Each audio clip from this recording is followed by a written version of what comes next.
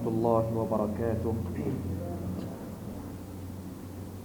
إن الحمد لله نحمده ونستعينه ونستهديه ونستغفره ونعوذ بالله من شرور أنفسنا ومن سيئات أعمالنا. من يهده الله فلا مضل له ومن يضلله فلا هادي له. أشهد أن لا إله إلا الله وحده لا شريك له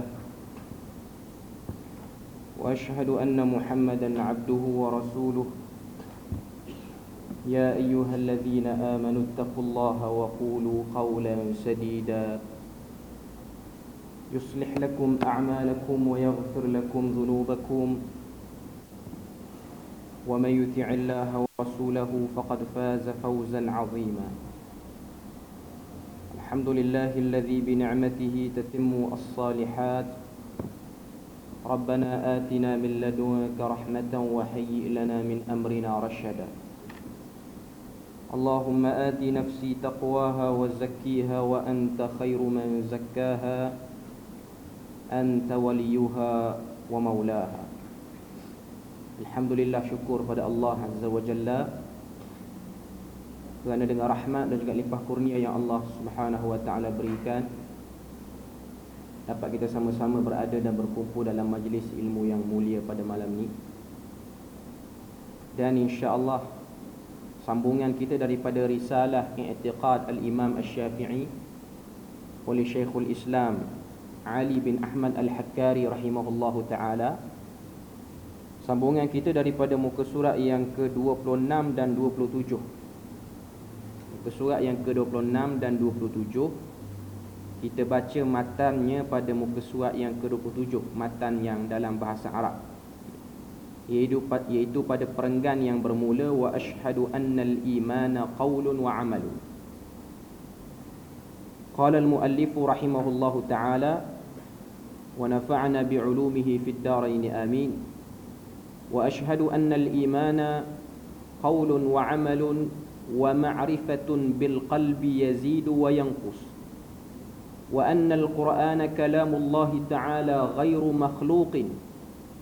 Wa anna Allah azza wa jalla yura fil akhirati yanzuru ilayhi al-mu'minuna 'iyanan jiharan wa yasma'una kalamahu wa annahu fawqa al-'arsy.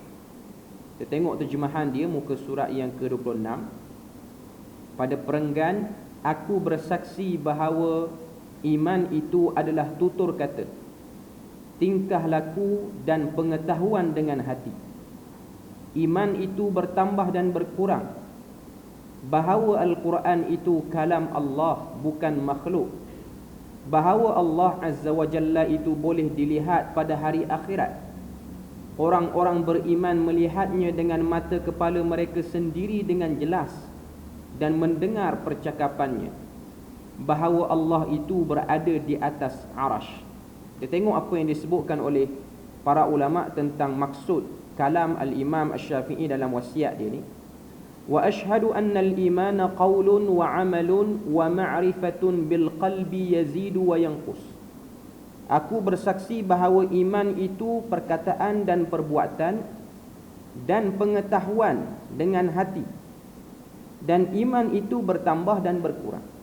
Maksud dia di sini, yakni aqarru wa a'tarifu bi anna al-imana qaulun wa amalun. Aku mengiktiraf dan aku bersetuju sesungguhnya iman itu ialah terdiri daripada perkataan dan juga amalan, sebutan dan juga perbuatan. Jadi dalam qaul Imam Syafi'i, kata-kata Imam Syafi'i sini, dia nak bagi tahu dekat kita bahawasanya ini ta'rif ataupun definisi kepada iman.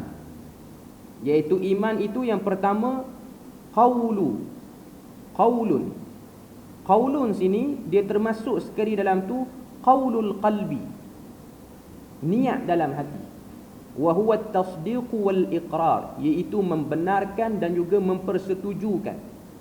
Wa huwa alladhi sammahu al-muallifu ma'rifatu bil qalbi. Itulah yang dimaksudkan oleh pengarang iaitu Imam Syafi'i. Dia sebut qaulun itu ialah ma'rifatun bil qalbi, Dia tu berpengetahuan dengan hati. Maknanya hati dia tu boleh berniat dengan baik. Ada kebolehan nak berniat dan ada kebolehan lalu lintasan hati. Maknanya hati tak ada problem, bukan hati sakit. Hati sakit ni maksud dia apa? Orang yang ada jiwa dia kacau. Istilah mudah dia gila lah. Okay. Hati itu hati yang tidak bermasalah.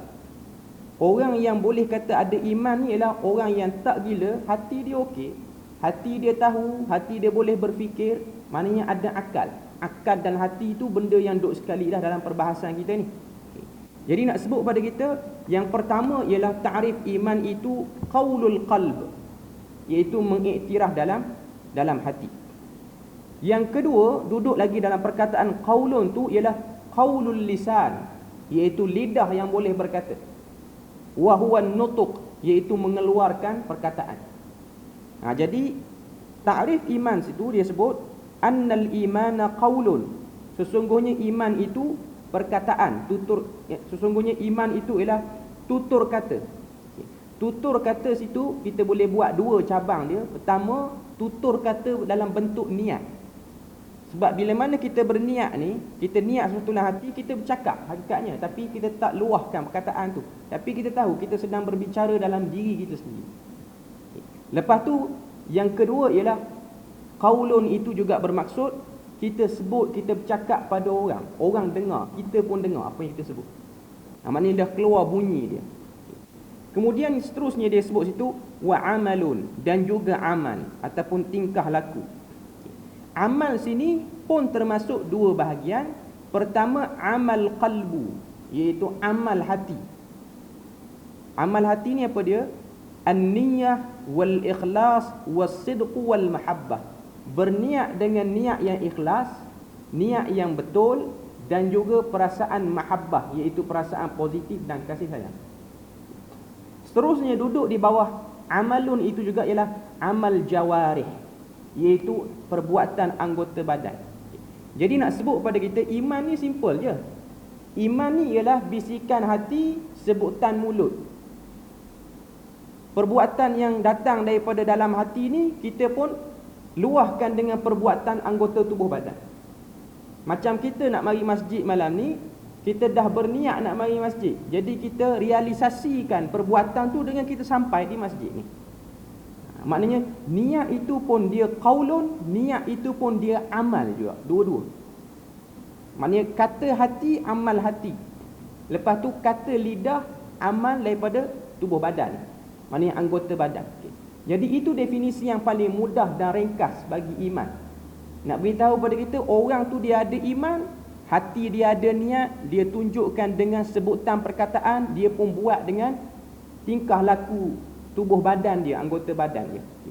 Wa ma'rifatu bil qalbi, itu kita dah terang tadi, dia hanyalah orang kata apa, penguat kepada qaulun wa amalun pada matan tu. Yazidu wa yanqus. Yang ni pun bahagian yang penting dalam bab iman. Yazidu wa yanqus, maksudnya yazid bertambah, wa yanqusu berkurang. Iman itu dia ada naik, dia ada turunnya. Al-Imam Al-Bukhari rahimahullahu ta'ala, dia ada letak dalam kitab dia Sahih Bukhari, babul imanu yazidu wa yanqus. Bab menerangkan iman itu naik dan turun. Macam mana iman tu naik dan turun? Kata Al-Imam Al-Bukhari, kata para ulama secara kesimpulannya, yazidu bit ta'at. Iman kita ni akan bertambah dengan ketaatan. Makin banyak buat ketaatan, buat ibadah, iman akan bertambah. Wa yanqusu bil ma'asi, dan dia akan berkurang dengan maksiat yang banyak. Dan maksiat ni dia ada banyak jenis. Pertama, maksiat yang berbentuk bisikan. Maknanya kita fikir benda-benda yang meragukan, itu pun termasuk dalam bab maksiat. Dan yang kedua ialah maksiat yang kita buat dengan anggota badan kita. Ini dua elemen yang boleh mengurangkan iman seseorang. Dan kalau kita tengok para ulama bila mana sampai bab ni, dia akan bahas beberapa kumpulan yang cuba mencacatkan definisi iman. Definisi iman dalam buku kita ni, yang Imam Syafi'i sebut wa asyhadu annal imana qaulun wa amalun wa ma'rifatun bil qalbi yazidu wa yanqus. Ni definisi yang mu'tabar, semua pegang untuk ahli sunnah wal jamaah. Tapi kumpulan-kumpulan yang lain, kalau kita tengok dalam kitab syarah kepada matan kita ni, iaitu Badlul Masa'i yang ditulis oleh Abdul Aziz Ar-Rajhi ni, dia kata khilafan li murji'ah. Ta'rif ini bersalahan dengan satu kelompok nama dia Murji'ah. Satu kelompok dalam bab akidah, dan para ulama memasukkan Murji'ah ini ialah daripada ideologi bid'ah. Ideologi maknanya pemikiran yang bid'ah. Apa yang mereka faham tentang iman? Dia kata yarawna annal a'mala ghairu dakhilatun fi musammal iman. Perbuatan tak masuk dalam petanda orang tu ada iman. Maknanya orang tu ada iman, cukup dia hanya niat dalam hati. Dia tak perlu realisasikan, tunjuk pada orang dia ni orang yang beriman. Tak perlu. Syiar-syiar orang beriman tak perlu tunjuk. Dia tak tunjuk, dia tak buat tu tak menafikan iman. Contoh, dia kata dia beriman, tapi dia tak beramal dengan amalan-amalan syariat. Dia tak salat, dia tak tutup aurat dengan baik, dia tak bayar zakat. Ini ialah petanda-petanda di sisi Murji'ah. Orang macam ni iman dia tak ada problem, iman dia okey. Tapi Ahlus Sunnah wal Jamaah, kita tak kata dia tak ada iman, iman dia menurun. Jadi Ahlus Sunnah wal Jamaah dia duduk di pertengahan. Itu yang pertama. Wa ya'taqiduna annal imana qaulun bil lisani wa tasdiqun bil qalbi. Kumpulan Murji'ah ini hanya berakidah dan berfahaman. Iman itu cukup bagi tahu. Kalau orang tanya kamu beriman tak beriman? Beriman. Dah ada niat dalam hati, tapi tidak ada tanda perbuatan orang beriman. Tak salat, tak bersama dengan jamaatul muslimin, tak salat berjemaah dengan orang, tak nampak pun salat. Di sisi Murji'ah dia dikira beriman. Di sisi Ahlus Sunnah wal Jamaah dia beriman, tapi iman dia ada problem. Kita tak kafirkan macam kumpulan lain dia kafirkan tu. Dia ada kumpulan yang melampau, dia ada kumpulan yang cuai.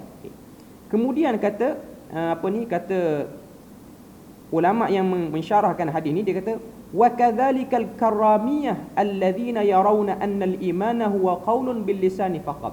Begitu juga dengan satu kelompok yang bernama Karramiyah. Karramiyah ni apa dia?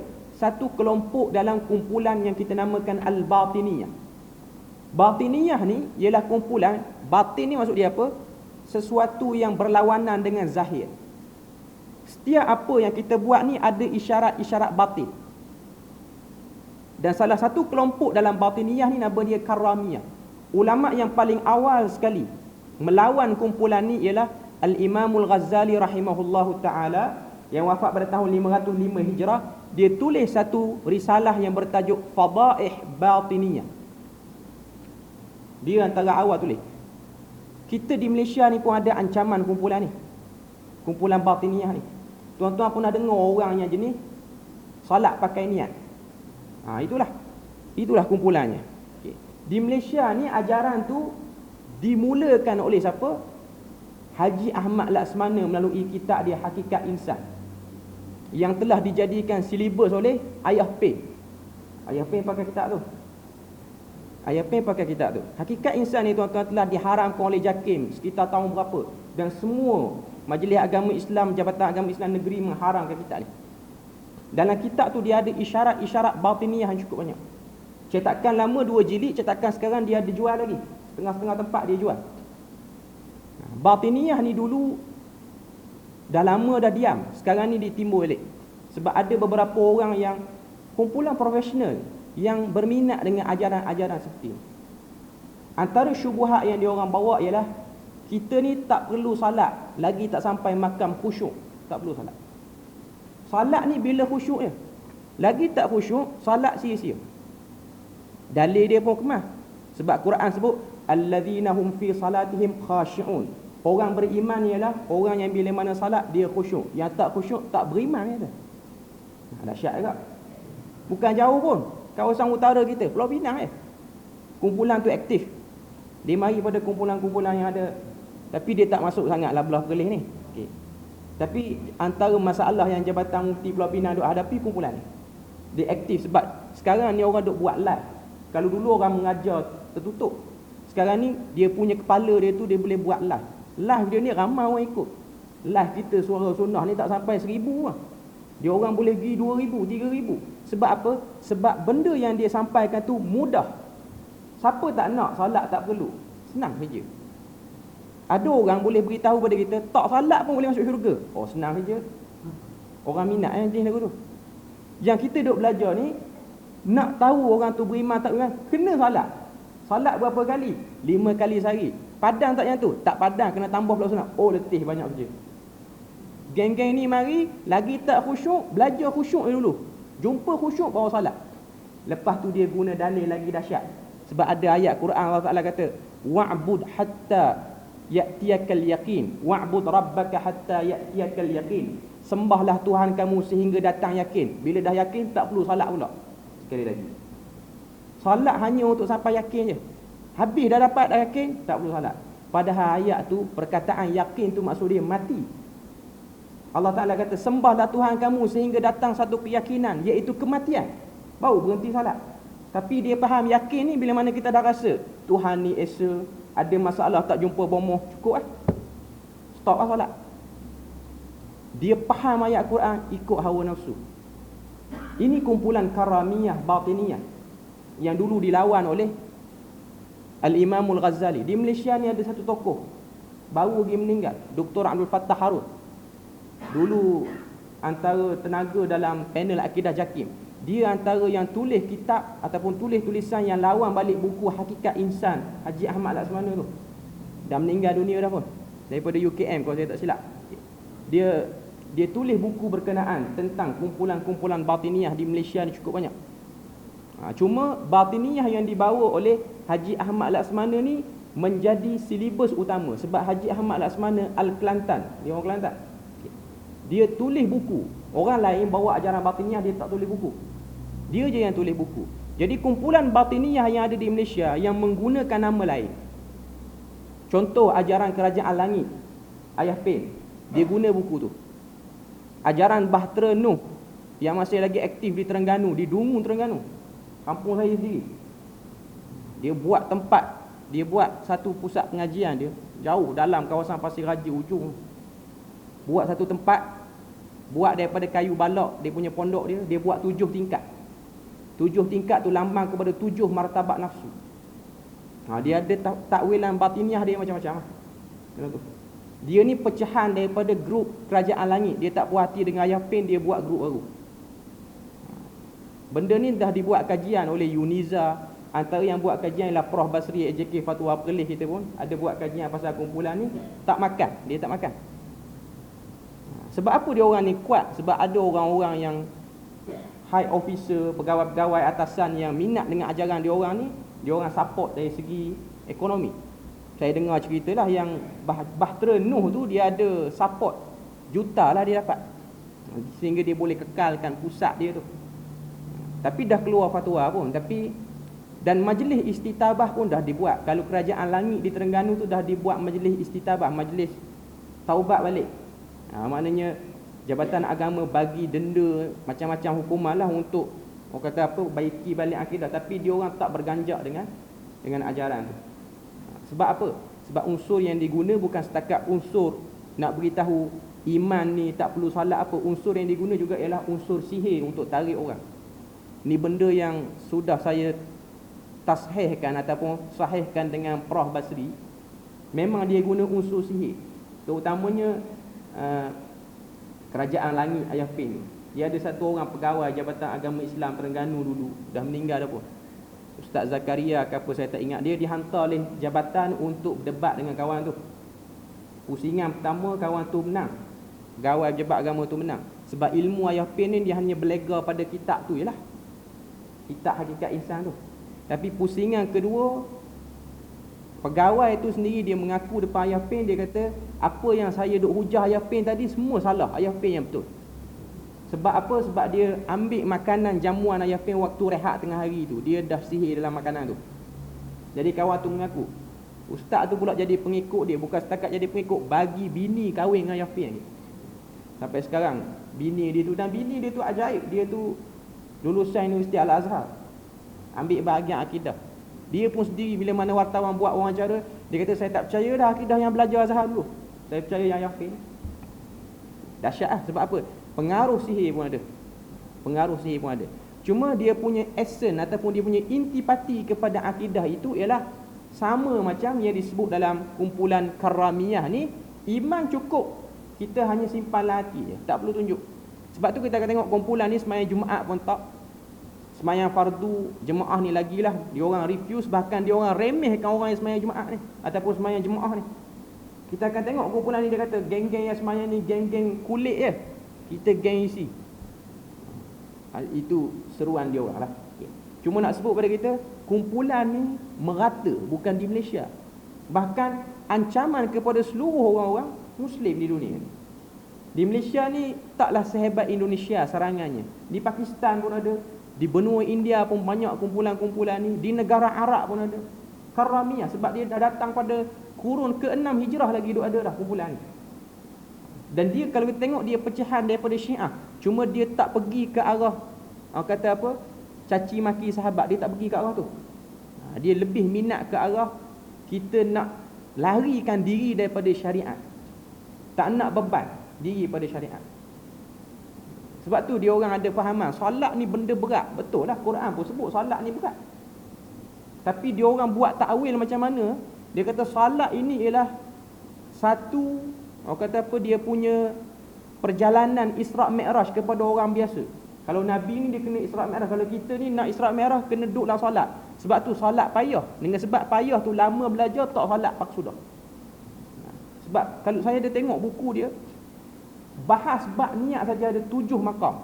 Makam ibdal, makam ihram, makam mi'raj, macam-macam ada 7 makam. Tak tahu dia orang faham daripada mana.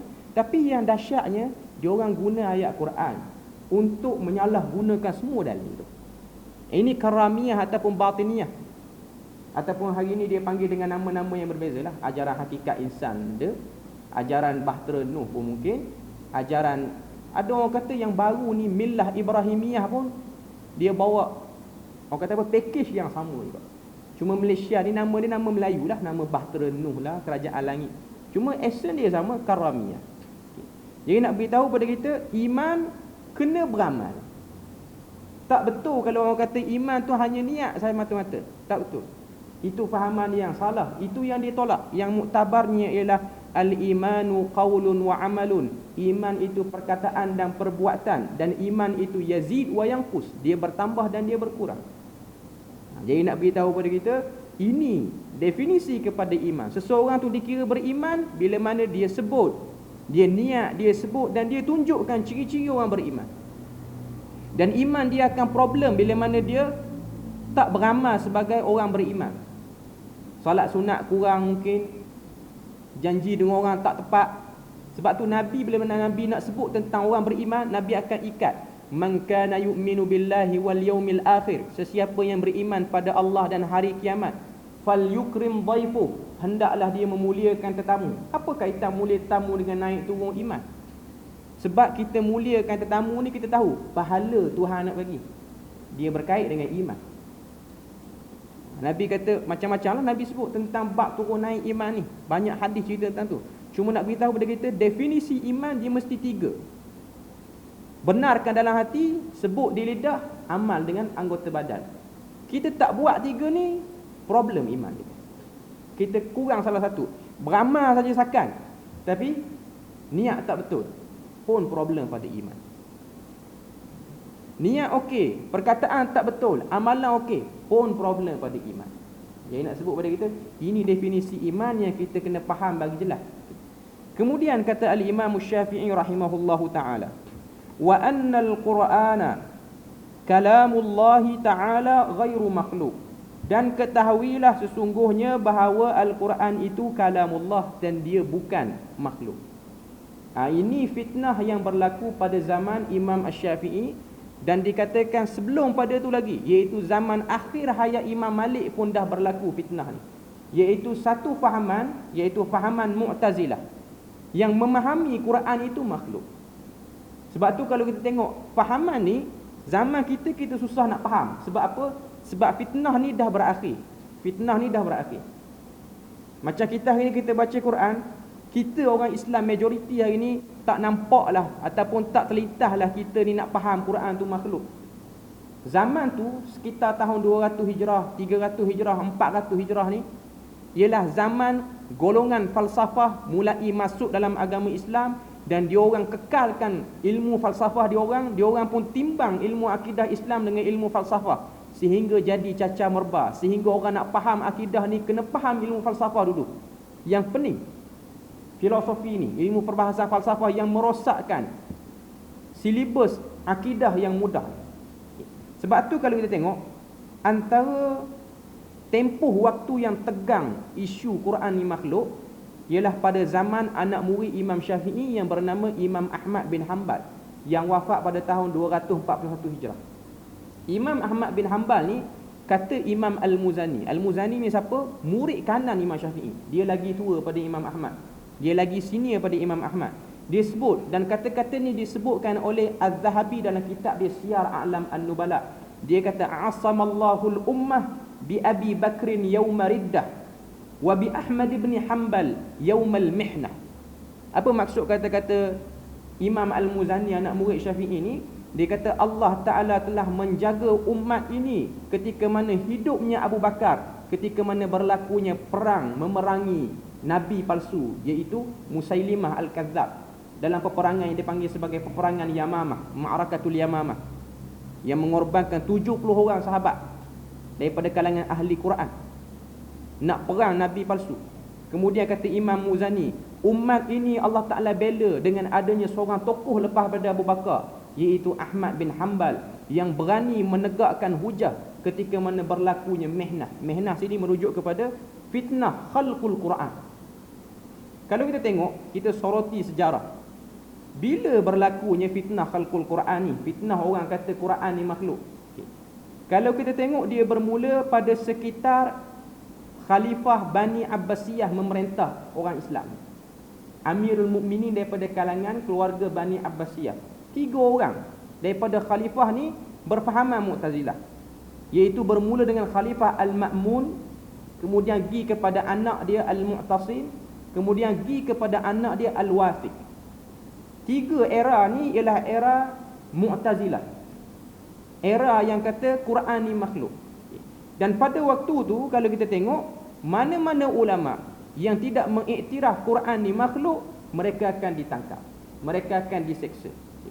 Jadi pada waktu tu khalifah telah menggunakan kuasa daripada ketenteraan dan juga kuasa daripada kepolisian untuk tangkap ulama ni. Antara ketua polis negara lah pada waktu tu, iaitu pada zaman Khalifah Al-Ma'mun, yang cari mana-mana ulama yang tak kata Quran ni makhluk, nama dia Ishaq bin Ibrahim. Dia ni Raisus Syurtah, ketua polis zaman tu. Jadi pada waktu tu dia buat kajian, dia cari mana ulama yang tak bersetuju dengan fahaman Mu'tazilah. Jumpa 4 orang.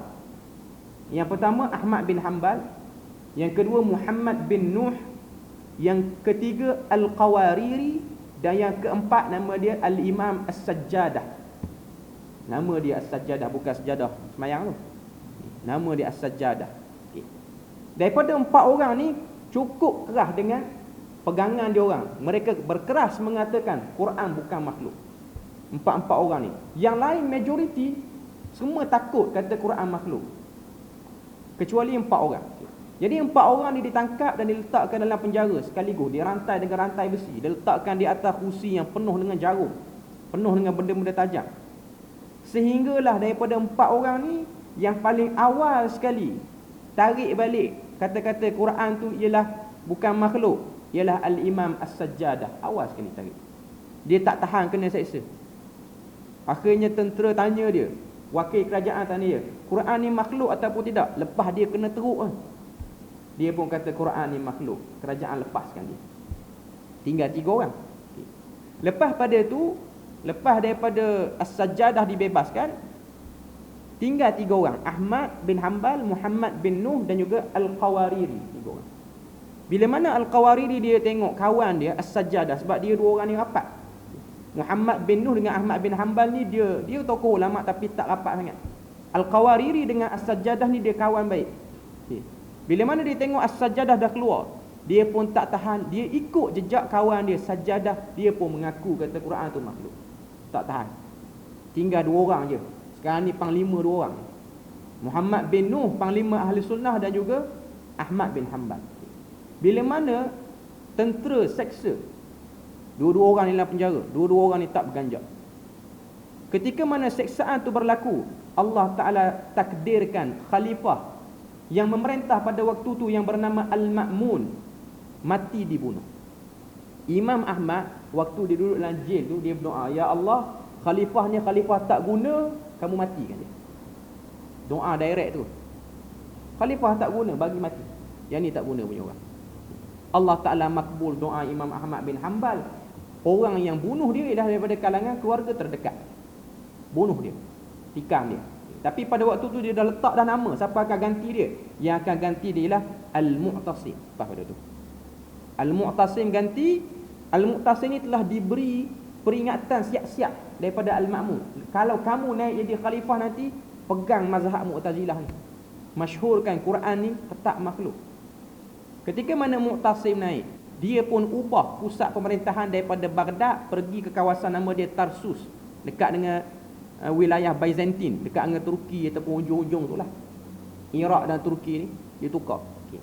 Pada waktu tu dia suruh tarik ataupun ambil dua orang yang duk lawan lagi ni, Ahmad bin Hanbal dengan Muhammad bin Nuh ni, tukar daripada penjara di Iraq pergi balik ke Tarsus, kawasan tu. Dalam perjalanan tentera ni duk torture dua-dua orang ni. Maknanya bagi serangan fizikal dan mental, sehinggalah Muhammad bin Nuh tu mati syahid dalam perjuangan. Dia tak tarik balik. Tapi dengan sebab dia dah tua sangat, dia dah darah banyak keluar, dalam perjalanan nak pindah penjara tu dia mati. Sekarang ni cuma tinggal Ahmad bin Hanbal. Bila mana Ahmad bin Hanbal dipindahkan di penjara di Tarsus, ini adalah Syiar A'lam An-Nubala. Khalifah yang memerintah pada waktu tu iaitu Al-Mu'tasim, dia penjara Imam Ahmad cukup lama. Dia letak Imam Ahmad dalam penjara yang paling sempit. Dan riwayat kata penjara tu Imam Ahmad tak boleh duduk. Penjara yang jenis berdiri. Sempit penjara tu. Apa yang Imam Ahmad tak puaskan hati pemerintah? Cuma tak kata Quran makhluk. Ni bukan Imam Ahmad curi duit kerajaan kan? Imam Ahmad tak bunuh orang ramai pun. Cuma dia buat hanyalah dia tak iktiraf Quran ni makhluk. Orang tanya Imam Ahmad bin Hanbal, kenapa kamu tak, orang kata apa, tak beralah lah macam ulama' lain beralah. Ramai ulama' lain bila mana orang tanya pada mereka Quran ni makhluk ataupun tidak, mereka akan jawab dengan jawapan yang bersifat tauriah. Tauriah ni maksud dia kecoh, cakap bagi kecoh sikit. Tapi benda tu bukan betul lah. Maknanya ada tokoh-tokoh yang ditanya. Maknanya ada orang dalam kuliah dia tu wakil-wakil kerajaan yang tak dikenal pasti, SB lah. Habis kuliah angkat tangan, Syekh nak tanya satu soalan. Soalan kami, Quran ni makhluk atau tidak? Syekh tu pun dia angkat tangan, dia kata Taurat, Zabur, Injil, Quran, 4 ni semua makhluk. Bukan Quran je aku kata makhluk, 4 aku bagi makhluk semua. Jadi SB yang duk tengok tu dia jadi pening. Tak apa, geng kita kot. Orang tanya, anak murid yang dekat tanya, wahai Syekh, bukankah dakwaan tu tak betul? Dia kata, kamu tak faham apa yang aku jawab pada kawan tu. Aku tunjuk pada dia Taurat, Zabur, Injil, Quran, 4 ni makhluk. 4 ni maksud aku 4 putung jari aku ni makhluk. Aku tak kata 4 tu makhluk. 4 jari aku ni je makhluk. Dia tak faham aku cakap. Ni dia panggil tauriah. Jawab lagu tu, tauriah dibenarkan mengajar macam biasa. Imam Ahmad dia tak nak cakap lagu tu, sebab dia tahu cakap lagu tu tak jelas. Imam Ahmad dia pilih nak lawan cara gerila, kita gempur habis-habisan. Orang mai tanya dia, Quran ni makhluk? Tak makhluk. Khalifah panggil dia, berhujah dengan ulama' kerajaan, nama dia Ahmad bin Abi Du'ad. Kalah Ahmad bin Abi Du'ad tu, tapi tetap khalifah ni tak nak berganjak. Dan yang lebih teruk pada waktu tu, khalifah yang memerintah iaitu Al-Mu'tasim pada waktu tu, dia ni ada anak nama dia Al-Wathiq. Al-Wathiq ni akan bakal naik jadi khalifah pada waktu tu. Dia awal-awal lagi suruh anak dia ni yang bakal naik jadi Amirul Mukminin lagi belajar dengan Ahmad bin Abi Du'ad yang menjadi ulama' Mu'tazilah pada waktu tu. Jadi Al-Wathiq ni telah dibentuk dengan pemikiran Mu'tazilah daripada kecil. Bila mana lama dah kena penjara di Tartus ni, sampai mati Al-Mu'tasim ni, lama sangat. Imam Ahmad tak berganjak. Jadi naik zaman Al-Wathiq. Anak dia, ayah dia dah meninggal, anak dia naik. Anak dia tekan Ahmad bin Hanbal. Sebab anak dia ni dah, orang kata apa, pekat likat dengan mazhab Mu'tazilah ni. Dia tekan Ahmad bin Hanbal, suruh kata Quran ni makhluk. Ahmad bin Hanbal enggan nak kata Quran ni makhluk. Akhirnya apa yang dia buat? Dia buat satu hukuman yang dahsyat, iaitu hukuman pukul. Sebahagian riwayat kata rejam, tapi riwayat yang tepat ialah pukul. Dipukul belakang Imam Ahmad bin Hanbal, dimalukan dan dihinakan di hadapan masyarakat, dan diarak sekeliling kota Baghdad. Pada waktu tu dikumpulkan semua ulama dan diletakkan Imam Ahmad bin Hanbal di hadapan orang. Ulama-ulama kerajaan pakai dengan pakaian kebesaran sebagai tokoh ulama kerajaan. Dia boleh kata pada Ahmad bin Hanbal, uqtuluhu ya khalifah, bunuh dia wahai khalifah. Wadamuhu alaina, dan darah dia kami yang tanggung, maknanya kami bertanggungjawab atas pembunuhan dia. Antaranya Ahmad bin Abi Du'ad. Tuan-tuan jangan bayang Ahmad bin Abi Du'ad ni orang yang garang, yang bersama dengan pemerintah ni, yang lawan Ahmad bin Hanbal. Dia orang baik. Ahmad bin Abi Du'ad ni orang baik. Duit banyak, suka sedekah pada orang. Dia bukan orang yang orang cengeng lah, kita bukan. Orang yang baik, perwatakan wajah dia semua okey. Tapi dia ada satu kedegilan, dia tetap tak nak terima hujah walaupun Ahmad bin Hanbal dah berhujah dengan dia. Dah kalah dah pun, tapi nasib baik hujahan tu dibuat secara tertutup, tak ramai orang yang dengar. Jadi nak sebut kepada kita bahawasanya Imam Ahmad bin Hanbal mencapai tahap yang kemuncak, iaitu pada zaman anak kepada Al-Mu'tasim, iaitu Al-Wathiq. Bagaimana Al-Wathiq ni dia naik jadi Amirul Mukminin? Dia ni orang yang muda, dia ni orang yang tak pengalaman. Dia kira kaedah kita orang lawan, kita gempur orang tu, menyebabkan ada satu gerakan yang cuba ingin menjatuhkan khalifah ni. Bila mana Imam Ahmad dah kena hukuman, dia dah kena pukul, kena arak, sehingga riwayat kata dia punya bahu kiri ni tak berfungsi terus, tak boleh. Dan dia dipenjarakan, dikenakan tahanan rumah. Tak duduk dalam jail dah, cuma duduk dalam rumah, tak boleh keluar, tak boleh mengajar. Orang-orang yang mari belajar hadis pada jauh, mereka ni nak belajar hadis dengan Imam Ahmad bin Hanbal, dengar cerita Imam Ahmad kena tahanan rumah. Sebab tu ada seorang tokoh, dia tu datang daripada Maghribi, daripada jauh, dekat dengan Sepanyol. Sampai di Baghdad orang beritahu Ahmad bin Hanbal dah kena tahanan rumah. Tapi dia ni dah berjalan jauh dah, berapa ratus ribu kilometer dah dia lalu. Dia pergi juga rumah Imam Ahmad bin Hanbal. Saya tak ingat nama tokoh ni. Dia pergi rumah Imam Ahmad bin Hanbal. Dia cakap dengan Imam Ahmad bin Hanbal. Dia kata, wahai Imam, aku datang pada jauh nak belajar hadis dengan kamu ni. Imam Ahmad kata, aku tak boleh mengajar, kerajaan dah beri pada aku tahanan rumah. Kalau kamu nak dengar juga hadis daripada aku, mari rumah aku waktu pagi, duduk tepi tingkap, berlakon macam orang nak kutip sampah. Aku akan baca hadis melalui tepi tingkap. Teruklah zaman tu. Macam ulama-ulama yang di Mesir sekarang ni. Bila mana digulingkan Mursi pun dah meninggal. Naik Abdul Fattah As-Sisi ni. Dia guna kaedah lama. Dia kat semua ulama, terutamanya ulama yang bersama dengan Mursi dulu. Ada sebahagian guru-guru kami yang pindah daripada Mesir, pindah ke negara Eropah. Cuma yang saya sempat dengar, ada beberapa orang guru kami ni, dia mengajar hadis. Bila mana naik Abdul Fattah As-Sisi tak boleh mengajar. Hari ni pun kalau kita pergi ke Mesir ni, Masjid Raba'ah, masjid yang mula-mula berlaku perhimpunan Raba'ah tu, masjid tu ditutup. Masjid tu tengah bandar Kahirah, ditutup. Tak boleh guna masjid tu. Orang-orang yang pergi ke masjid tu, orang tu akan disyaki sebagai orang ikhwan muslimin lah. Jadi pada waktu tu As-Sisi dah naik ni, ulama yang duk mengajar secara bebas, mereka dikenakan tahanan balik, ditarik kebenaran. Ada sebahagian guru kami yang dia ni mengajar hadis, dulu ada masjid, tak boleh mengajar hadis. Anak murid nak belajar juga hadis. Akhirnya buat macam mana? Pergi ke stesen bas, cari sebuah bas yang tengah rehat.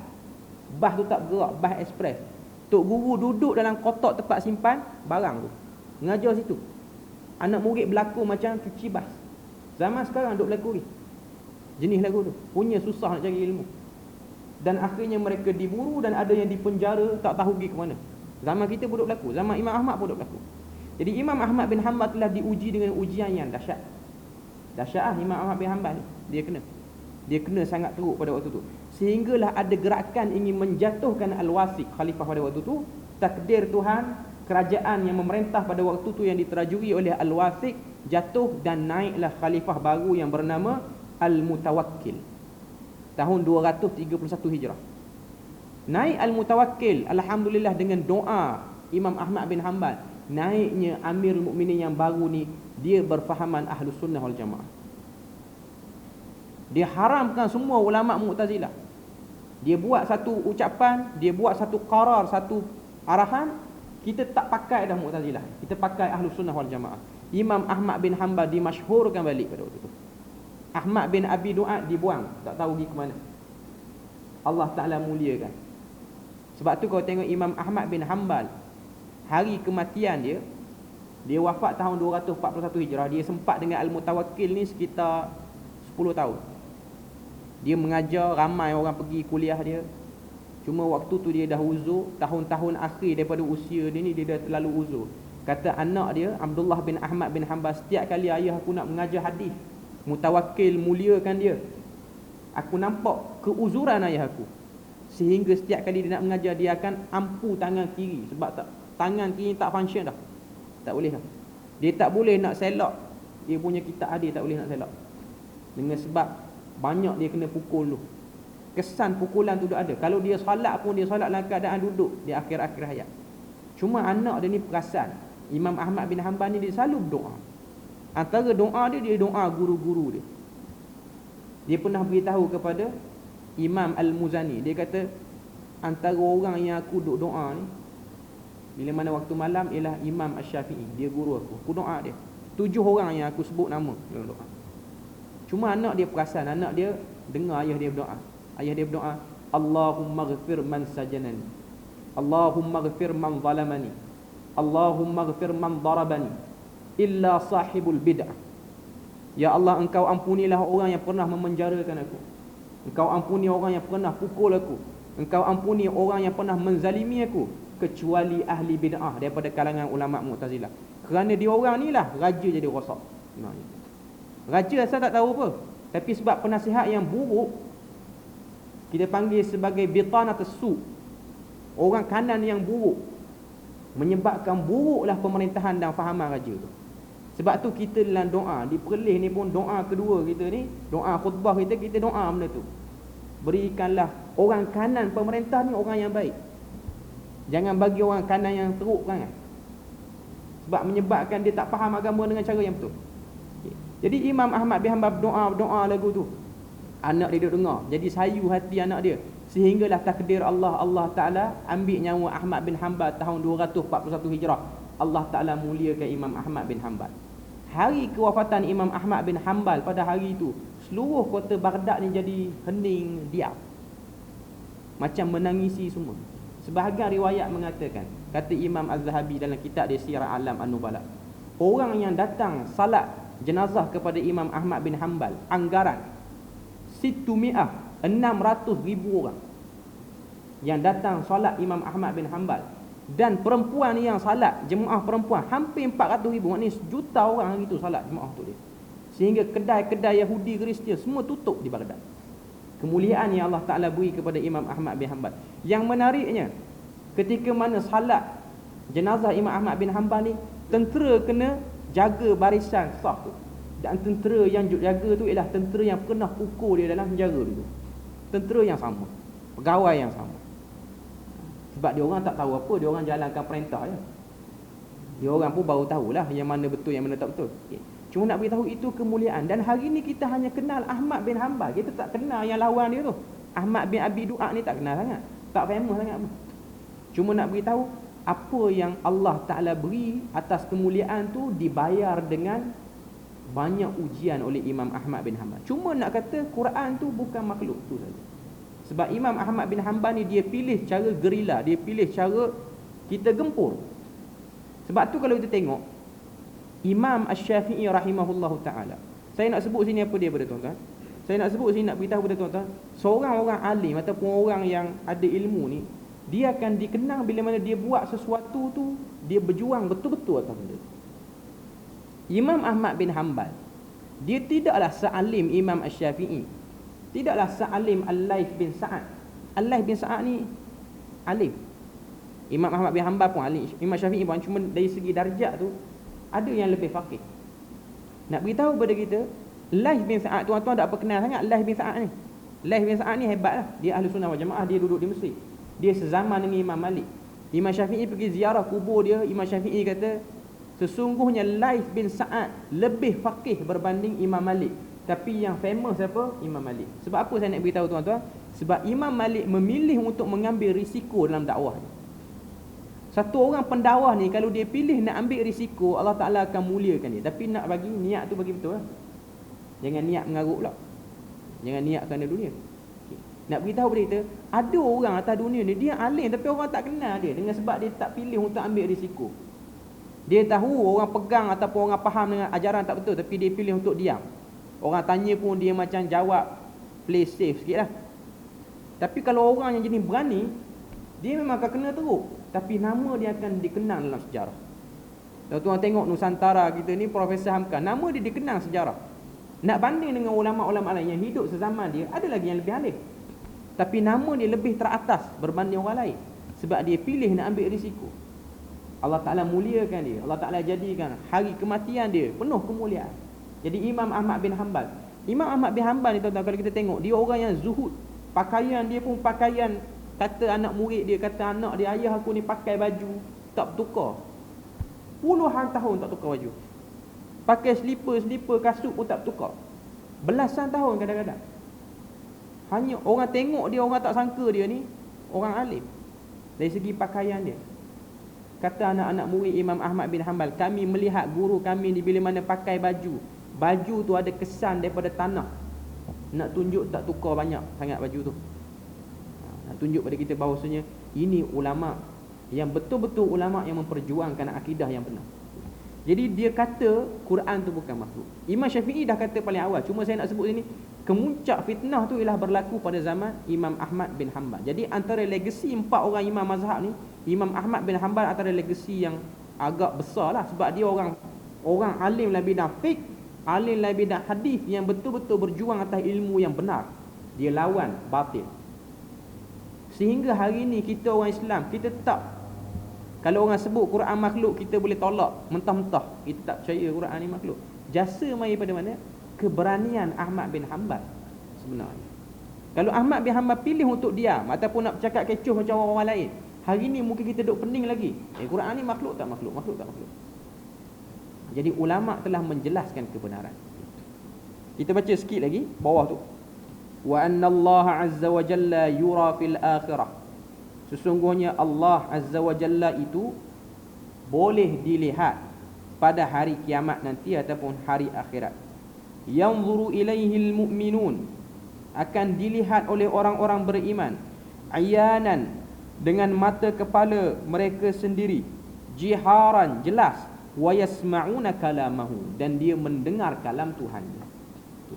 Untuk perenggan ni ataupun matan ni, apa yang nak disampaikan ke sini, salah satu daripada bab akidah dalam Ahlus Sunnah wal Jamaah ni, kita percaya, kita iktiqad, bila mana di akhirat nanti antara nikmat yang paling besar ialah melihat wajah Allah azza wa jalla.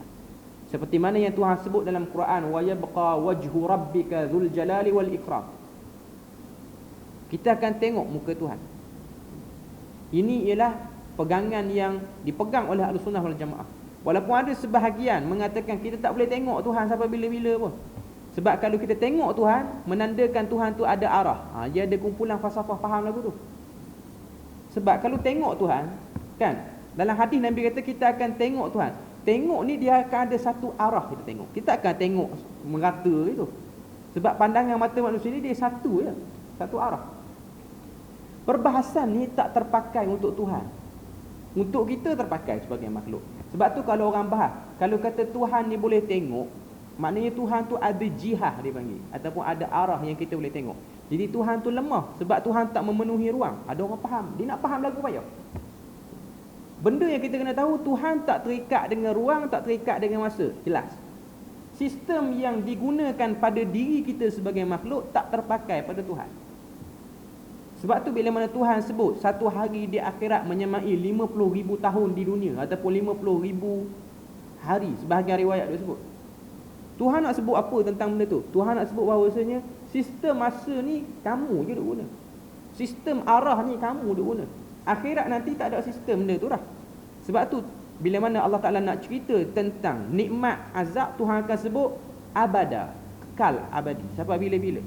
Di akhirat dia tak kira hari, tahun macam kita di dunia ni. Cuma Tuhan nak bagi faham je kita bahawasanya hari-hari yang dia lalui di akhirat itu ialah hari-hari yang tak sama dengan dunia. Para ulama bincang, di akhirat nanti kita ada hari tak macam hari kita di dunia ni, 7 hari seminggu. Sebahagian para ulama kata ada hari. Sebab apa? Sebab ada hadis riwayat Imam Muslim, Nabi kata ahli syurga ni mereka akan keluar ke pasar dalam syurga hari Jumaat. Ada hadis riwayat Muslim. Maknanya hari tu dia guna pakai. Tapi tak gunalah tahun ni, tak ada guna tahun. Hari tu ada. Maknanya akan ada satu waktu ahli syurga ni dia akan ada nikmat dia. Nikmat dia keluar ke pasar. Nak beli apa pasar dalam syurga? Tak ada beli apa pun, seronok-seronok je.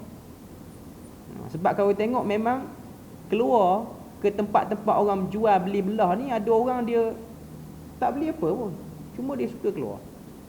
Kita panggil window shopping. Dulu nak tak ada kawasan kita ni, dengar kata nak buka ni, nak mata ayat ni. Okay. Nak pokok getah tak ada. Ada orang dia pergi je. Dia tak ada duit nak beli pun. Dia seronok tengok orang ramai. Jadi perasaan seronok tu Tuhan kekalkan di syurga nanti. Ada orang yang ni suka shopping, dia boleh pergi. Keperluan dia di akhirat tu cukup dah. Cuma dia suka tengok orang, tengok kedai banyak, dia suka. Jadi benda tu Tuhan kekalkan di akhirat nanti. Cuma Nabi kata dalam hadis, beza ahli syurga pergi ke pasar ni tak sama macam ahli dunia. Ahli syurga pergi ke pasar, mereka keluar daripada mahligai dia orang, tempat tinggal dia orang di syurga tu, keluar dalam keadaan wangi. Nabi kata dalam hadis tu, hadis riwayat Muslim. Sampai di pasar ada satu angin bertiup, kena pada badan dia orang, wangi balik. Satu kemuliaan. Dia pergi lalu azan tu. La yanzuru ilaihil mu'minun. Allah Ta'ala itu akan dilihat oleh orang-orang beriman. Dalam isu ni ada khilaf di kalangan para ulama. Siapakah golongan yang boleh melihat Allah Azza wa Jalla? Qaulul awal, pendapat pertama kata annallaha yarahu ahlul mawqif. Allah Ta'ala ni boleh dilihat oleh semua manusia yang berdiri di padang mahsyar. Mu'minuhum wa kafiruhum, sama ada mukmin ataupun kafir. Qaul yang kedua kata annallaha yarahul mu'minuna faqat. Allah Ta'ala ni hanya boleh dilihat oleh orang beriman saja. Dan qaul yang ketiga kata Allah Ta'ala ni boleh dilihat oleh orang beriman dan juga orang munafik, dan mereka ni beristidlal dengan satu hadis, yang mana hadis ni diriwayatkan oleh Al-Imamul Bukhari. Hadis tentang macam mana boleh dilihatnya Allah Ta'ala oleh orang beriman dan juga orang munafik. Nanti kuliah akan datang kita akan detailkan hadis tu. Cuma saya nak sebut sikit satu perbahasan yang agak menarik dalam syarah yang disebutkan oleh para ulama. Hal yurallahu fid dunya ay fi manam. Adakah Allah Ta'ala itu boleh dilihat di dunia, iaitu dalam mimpi? Dalam mimpi ni boleh tak jumpa Allah Ta'ala? Biasa orang bahas mimpi jumpa Nabi. Mimpi jumpa Nabi ni kita kata boleh berlaku. Tapi tengok siapa yang mimpi tu. Dan tengok juga apa Nabi buat, yang didakwa Nabi dalam mimpi dia tu bagi apa pada dia. Yang pastinya Nabi sebut dalam hadis, marra'ani fil manami faqad ra'ani haqqa. Itu hadis. Siapa yang melihat aku dalam mimpi, dia dah betul-betul melihat aku. Itu jelas. Untuk isu bermimpi melihat Allah Azza wa Jalla, boleh ataupun tidak, kebanyakan para ulama mengatakan boleh. Kita bermimpi jumpa Allah Ta'ala ni boleh. Antara yang bahas detail bab ni ialah Syekhul Islam Ibn Taymiyah. Sebab ada satu asar Imam Ahmad bin Hanbal ni, dia pernah mimpi jumpa Allah Azza wa Jalla. Tapi dia tak gambarkanlah Allah tu macam mana, muka dia apa semua. Kebanyakan riwayat yang sebut hanyalah suara sahaja. Macam Nabi naik ke Sidratul Muntaha nak terima ibadat salat ni, Aisyah radhiyallahu anha tanya Nabi, Apa yang kamu lihat ketika mana bercakap dengan Allah Ta'ala ni? Nabi kata nur, cahaya je. Nampak cahaya yang terang, lepas tu ada suara. Suara tu cakap dalam bahasa Arab. Golongan-golongan falsafah, hadis ni dia akan jadi suka nak kacau sikit akhirnya. Dia kata Tuhan bersuara. Sebelum tu suara, status Tuhan bersuara macam mana? Dia suka fikir lagu tu. Fikir lagu payah. Isu Allah Ta'ala ni al-mutakallim. Allah Ta'ala ni boleh bercakap. Perkataan Tuhan tu dia qadim ke hadis? Qadim ni maksudnya dah lama ke? Ataupun hadis baru nak bercakap?